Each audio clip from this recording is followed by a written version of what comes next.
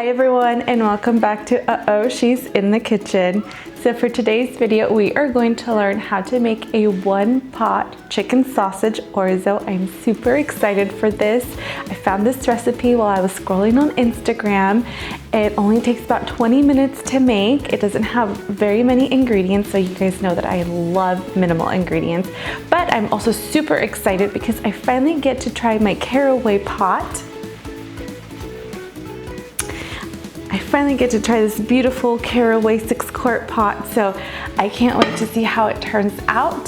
So if you guys are ready, let's get into it. So for your ingredients, we will need some spinach, and I'm using baby spinach, heavy cream, chicken broth, orzo, your chicken sausages. I'm using spicy mango with jalapenos. I like my chicken sausages a little bit spicy. Some grated Parmesan cheese, garlic, olive oil, and your seasonings. Okay, we're gonna start off by cutting up our sausages. Now that we cut up our sausages, we're going to set this aside. Okay, now we're gonna chop up some garlic.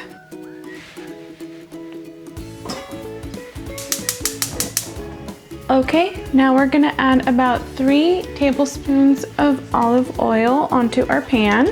We're gonna let that heat up for a little bit, and then we're gonna add our chicken sausages.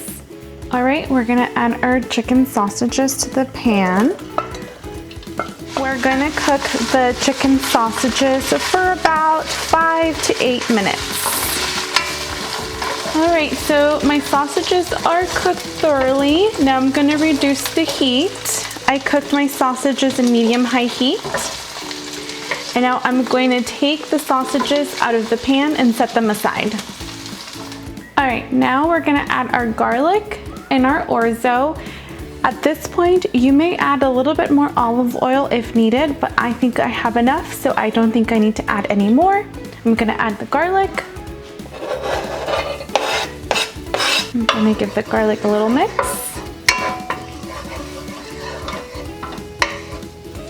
Now I'm gonna add the orzo. And now we're gonna let the orzo toast for about a minute. Just a quick tip here, when you are cooking up or toasting up your orzo, you kind of do want to mix it around a little bit just because you don't want to burn it. It's very easy to burn. So just make sure that you're mixing it well and that nothing's getting stuck to the pan so we don't burn our orzo.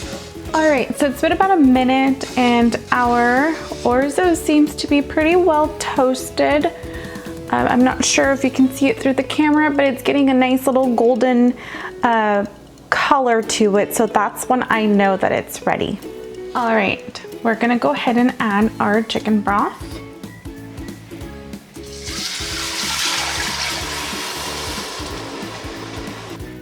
Heavy cream. Give that a little mix. Some pepper, salt, and I'm gonna add a little bit of red chili flakes. We're gonna give this a good mix. We're gonna bring this into a boil. Okay, now that we have brought it to a boil, we're gonna cover it. And we're gonna reduce the heat and bring it to a simmer, and this is gonna take about 10 minutes. Okay, so it's been about 10 minutes, so it's time to uncover this.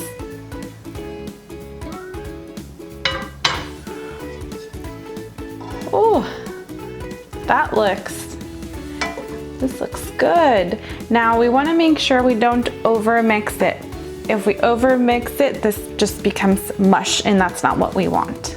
All right, now I'm gonna go ahead and add the spinach.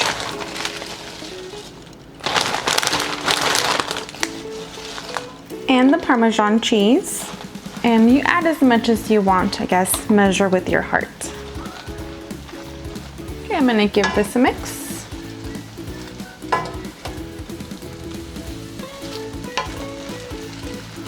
I'm gonna cover this up for another minute or two. Okay, so the orzo looks really good, and here you can go ahead and add your sausages, which that's what I'm going to do. You don't have to add your sausages here. You can serve the orzo first and just top it off with sausages, whatever your preference is. Okay, so your chicken sausage orzo is ready to be served. Okay, let's give our chicken sausage orzo a taste test.